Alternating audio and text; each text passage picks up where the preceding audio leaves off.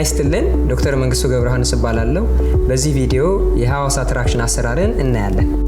ሐዋሳ ትራክሽን የሚሰራላቸው የጉዳት አይነቶች ከዚህ በታች የተዘረዘሩት ናቸው። ለጭን አጥንት ስብራት ጊዜያዊ ድጋፍ ቴምፖራሪ ሰፖርት ኦፍ ፊመር ፍራክቸር፣ ለዳሌ መገጣጠሚያ ውልቃት ሂፕ ዲስሎኬሽን፣ ለዳሌ መገጣጠሚያ ማቀፊያ አጥንት ስብራት pelvic and acetabular fractures። መደረግ ያለባቸው ቅድመ ምርመራዎች እነዚህም ክፍት ስብራትና የተጋነነ እብጠት መኖሩን፣ የተላቀቀው የስብራት ቦታ መጠንና የተጎዳውን አካል ጥመት ማወቅ፣ ሌሎች ተጓዳኝ ጉዳቶች ካሉ ማረጋገጥ፣ በቁርጭምጭሚት መገጣጠሚያ ላይ የእግርን መዳፍ ወደ ላይ ከፍ ማድረግ አለመቻል ወይም ሳይን ኦፍ ፉት ድሮፕ ወይ ደግሞ ሳይን ኦፍ ሲያቲክ ነርቭ ኢንጁሪ መኖሩን ማረጋገጥ፣ ከጉዳቱ በታች በቂ የደም ዝውውር መኖሩን ለማረጋገጥ የእግር መዳፍ የደም ቧንቧዎችን ምት፣ የእግር ሙቀት፣ የእግር ጣቶች የቆዳ ቀለምና የደም ዝውውር ወይም ካፒላሪ ሪፊል ማየት። በቅድሚያ በቂ የሆነ የህመም ማስታገሻ በመስጠት ህመሙን መቀነስ። የታካሚ አቀማመጥ ለመስራት ምቹ በሆነ አልጋ ላይ ታካሚን ማስተኛት። ከዚያም ህመሙ መቀነሱ ሲረጋገጥ የተጎዳውን እግር የቁርጭምጭሚት መገጣጠሚያ 90 ዲግሪ በማጠፍ በረዳት ባለሙያ ድጋፍ ማስያዝ። ለስራው የሚያስፈልጉ ቁሳቁሶች በተለያየ መጠን የተዘጋጀ ጥጥ፣ የተለያየ የስፋት መጠን ያለው ጀሶ 7.5፣ 10 እና 15 ሴንቲሜትር ያለውን ያካትታል። ተለጣጭ ፋሻ፣ ጥቅል ፋሻ፣ ለብ ያለ ውሃ፣ መቀስ፣ ፕላስተር እንዲሁም ጀሶውን ለመስራት የሚያስችል ጠረጴዛ ያስፈልጋል። በመቀጠል የሐዋሳ ትራክሽን አሰራርን እናያለን። ለዚህ ክንውን የምንጠቀመው የጀሶ መጠን ባለ 15 ሴንቲሜትር ስፋት ያለውን ይሆናል። በመጀመሪያ የኋላ ድጋፍ ጀሶን ርዝመት በእግር መዳፍ የታችኛው የጣቶች ክፍል ወይም ሜታታርሶፋንጃል ጆይንት በመጀመር በቁርጭምጭሚት መገጣጠሚያ በኋላ በኩል በማለፍ ከግልጥም አጥንት የፊት ለፊት ጉብታ የሁለት ጣት ስፋት በመተው ዝቅ ብሎ መለካት። ውፍረቱን በነጠላ 14 ድርብ አድርጎ ማዘጋጀት። በመቀጠል ክብደት በማንጠልጠል እግር ለመጎተት የምንጠቀምበትን ጀሶ ከታካሚው እግር የቅልጥም አጥንት የፊት ለፊት ጉብታ 4 ጣት ስፋት ዝቅ በማለት ከውስጠኛው የእግር ክፍል ጀምሮ በተረከዙ በኩል በማለፍ እስከ ውጨኛው የእግር ክፍል በእኩል ልኬት ማስተካከል።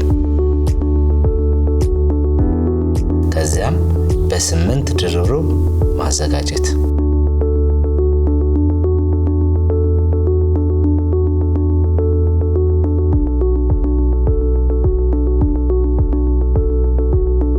የጥጡን ጫፍ በመያዝ ከእግር ጣቶች ጀምሮ ከታች ወደ ላይ ግማሽ በግማሽ በመደራረብ በአጠቃላይ 2 ድርብ አድርጎ በቁርጭምጭሚት መገጣጠሚያ ላይ የ8 ቁጥር ቅርጽ በማስያዝ አልፎ እስከ ጉልበት መገጣጠሚያ ድረስ መሸፈን።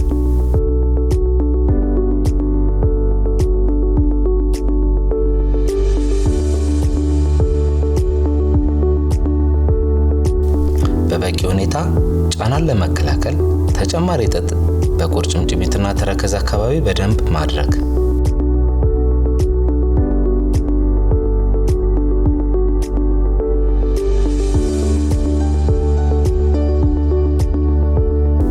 የኋላ ድጋፍ ጀሶውን ለብ ባለ ውሃ ውስጥ በመንከር አረፋ እስኪወጣው ጠብቆ ማውጣት። በመቀጠልም ውሃውን በተወሰነ ሁኔታ በእጅ ጀምቆ በማውጣት በጠረጴዛ ላይ በመዳፍ ማለስለስ። የለሰለሰውን ጀሶ በተጎዳው አካል ላይ በኋላ በኩል በመደገፍ የተስተካከለ ቅርጽ እንዲይዝ አድርጎ በመዳፍ ማስተካከል። የተለጣጭ ፋሻውን ጫፍ በመያዝ ሳይጠብቅ ከታች ወደ ላይ ልክ እንደ ጥጡ ግማሽ በግማሽ በመደራረብ ማስያዝ።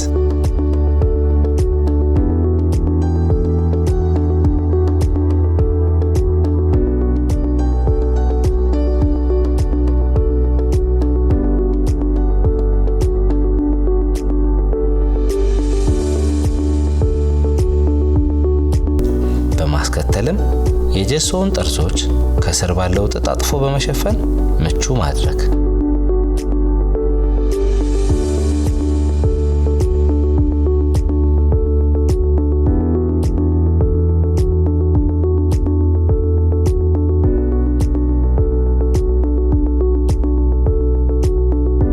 ጀሶ እስኪጠነክር ደግፎ ማቆየት። የኋላ መደገፊያው ጀሶ መድረቁ ሲረጋገጥ ክብደት ለማንጠልጠል የተዘጋጀውን ጀሶ ለብ ባለ ውሃ ውስጥ በመንከር አረፋ እስኪወጣው ጠብቆ ማውጣት። ከዛም ውሃውን በተወሰነ ሁኔታ በእጅ ጨምቆ በማውጣት በጠረጴዛ ላይ በመዳፍ ማለስለስ። የለሰለሰውን የማንጠልጠያ ጀሶ በደረቀ የኋላ መደገፊያ ጀሶ ላይ ማስቀመጥና ክብደት ለማንጠልጠል እንዲረዳ በተረከዝ በኩል ከኋላ ድጋፍ ጀሶ የ4 ጣት ስፋት ያክል አንጠልጥሎ ማስቀረት። ከዚያም የተለጣጭ ፋሻ በመጠቀም ሳይጠብቅ ከቁርጭምጭሚት ከፍ ብሎ በመጀመር እስከ ላይኛው ጫፍ ማስያዝ።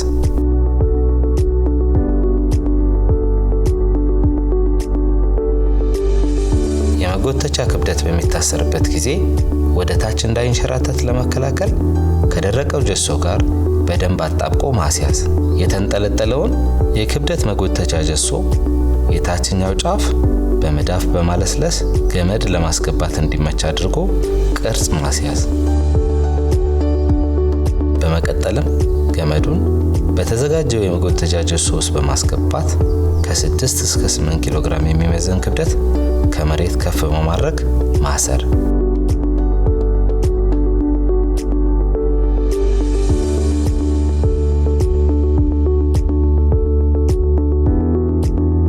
የመጎተቻው ክብደት በትክክል ከታሰረ በኋላ ሊከሰቱ ስለሚችሉ የጎንዮሽ ጉዳቶች በተለይም የተረከዝ አካባቢ ህመም እና ቁስለት አስቀድሞ ማሳወቅና ከተከሰተም በቶሎ እንዲያሳውቁ ማሳሰብ ያስፈልጋል።